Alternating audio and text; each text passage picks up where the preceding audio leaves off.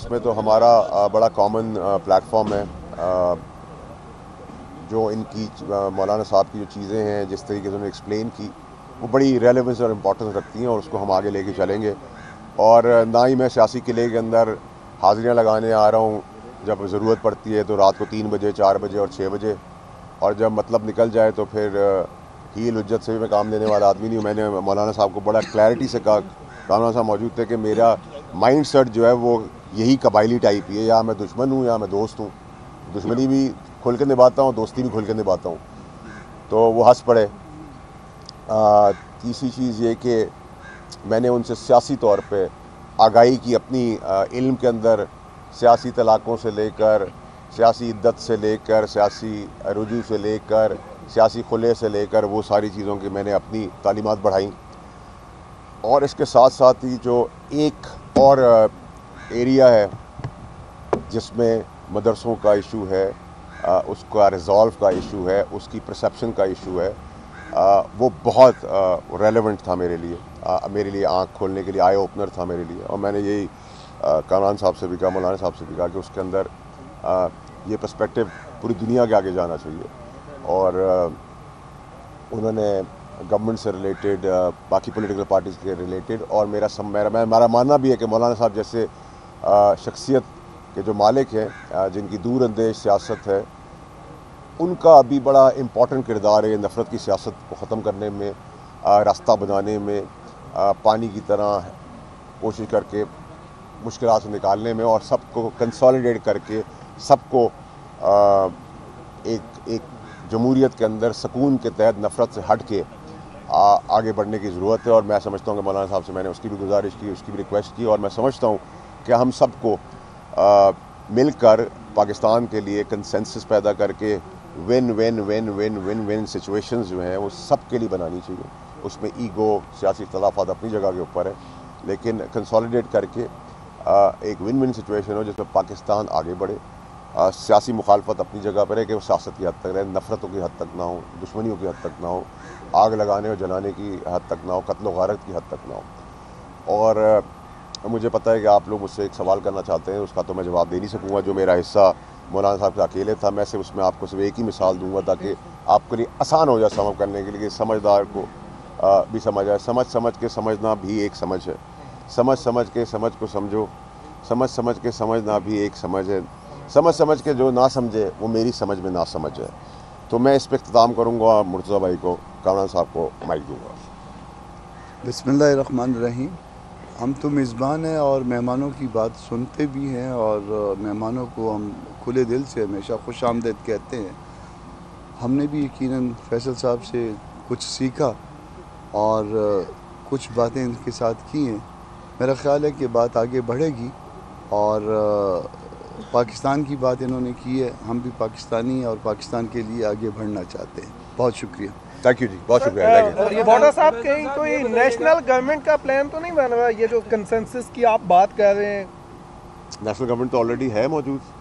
Peoples party है सूबे में, वफाक नून लीग है, KPK में है। और KPK का बड़ा इंपॉर्टेंट एक सब्जेक्ट है जो मैं भूल गया बताना, कि इनके साथ बड़ी ज़्यादती भी हुई है मौलाना साहब के मैंडेट के साथ। उसको भी हाईलाइट करने की ज़रूरत है। जहाँ हम फॉर्म 47 का नारा लगाते हैं, वहाँ ये भी बताएं कि KPK में इनके साथ क्या किया गया। जो ये मुखलिस हैं जिन लोगों के साथ, मैं उस पर कभी कोई कमेंट नहीं करूँगा, लेकिन वहाँ भी जो PTI ने इनके साथ इनके मैंडेट के ऊपर किया, मैं तो न्यूट्रल आदमी हूँ, इंडिपेंडेंट आदमी हूँ, मैं तो बोलूँगा। फैसल भाई, आपने कहा समझ के जो ना समझे, तो ये वाक़या हुआ उसके बाद जो सियासी सूरत हाल ख़राब हो रही है, क्या आपने कोई ताकतवर हल्के का पैगाम मौलाना तक पहुँचाया कि नेशनल ग्रैंड डायलॉग्स किए जाएँ ताकि सूरत हाल बेहतर हो जाए? देखिए, आप लोग बादशाह लोग हैं, आप लोगों की मेहरबानी है। आज आप लोग मुझे किसी का तर्जुमान बना देंगे, कल मुझे किसी का दुश्मन बना देंगे, कल मुझे किसी और अपॉइंटमेंट में खड़ा कर देंगे। तो जब मैं DGI फैज़ हमीद के ख़िलाफ़ खड़ा हुआ था वर्दी के अंदर, तो फिर मैं उनका तर्जुमान तो नहीं हुआ ना। इखलाक अच्छा रखना, इज़्ज़त से पेश आना, उनकी कुर्बानियों को सराहना। मैं प्रो इस्टेब्लिशमेंट भी हूँ और प्रो जुडिशरी भी हूँ। मुझे इसमें बड़ी क्लैरिटी है, मैं जो इसमें अबाम नहीं है। और अगर मैं इन लोगों के साथ सीखता हूँ कोई चीज़, मौलाना साहब या कामरान साहब के साथ, और इनके साथ मेरा ताल्लुक सियासत से पहले का है, मौलाना साहब के भाई का भी ताल्लुक मेरे साथ सियासत से पहले का है, तो मैं तो इस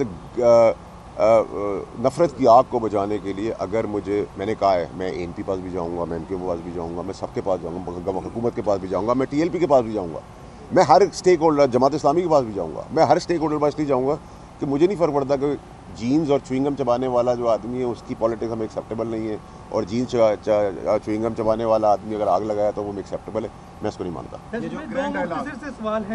दो मुख्तसर से सवाल है। एक तो ये बताइएगा कि जो आपने कहा है समझ के भी जो ना समझे, मेरी समझ में वो ना समझे, ये कौन नहीं समझ रहा आपकी बातों को, नंबर 1। नंबर 2 ये बताइएगा ग्रैंड डायलॉग की जैसे फ़हीम ने बात की, क्या इस मौजूदा सूरत हाल का हल मुज़ाकरात है, उस पर पेशरफ हो रही है कोई? देखिए, मुज़ाकरात से आगे चीज़ें बढ़ती हैं, बड़ी बड़ी जंगें जो हैं वो मुज़ाकरात की टेबल पर ख़त्म होती हैं, और मुज़ाकरात ही जमहूरियत का हुस्न है। अब मुज़ाकरात और सियासत इम्पॉसिबल्स को पॉसिबल्स करने का काम है।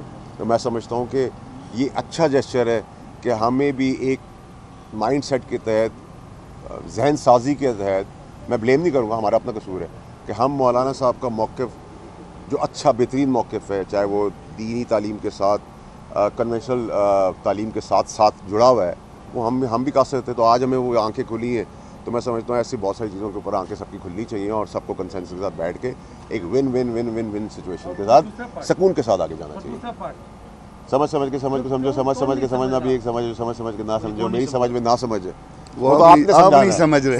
ये जो मुज़ाकरात है सर, भी आ रहा है, उनकी वफद के वाले से चल रही है, उनकी वफद थोड़ी देर बाद पहुंचने लगा। मौलाना ने काफ़ी पत्ती मंगवाई हुई है। अच्छा सर, ये बताइएगा, ये जो आप कह रहे हैं हर जमात के पास आप जाएंगे, तो क्या आप बानी पीटीआई के पास भी जाएंगे? इमरान खान भाई, साहब बानी से पीटीआई साहब जो है मेरे लीडर रह चुके हैं, मेरा उनके साथ जो है इस तरह की सर्द सियासत से मुखालफत थी। उनको भी समझ में आ जाना चाहिए कि मैं अभी भी उनकी जान बचाने के और सियासी मुसीबतों से बचाने के लिए सब जद्दोजहद भी कर रहा हूँ। थैंक यू जी। देखिए, मैंने आप लोगों को सबको ये बहुत पहले बताया था कि ये जो धरना कोई कॉल हुआ था अभी 24 नवंबर का, जिसमें मासूम लोगों के साथ खेला गया और हमारे जवान भी शहीद हुए, मैंने कहा था 25 से ये चार्जेस फ्रेम हो के केसेस फैसला होना शुरू हो जाएगा।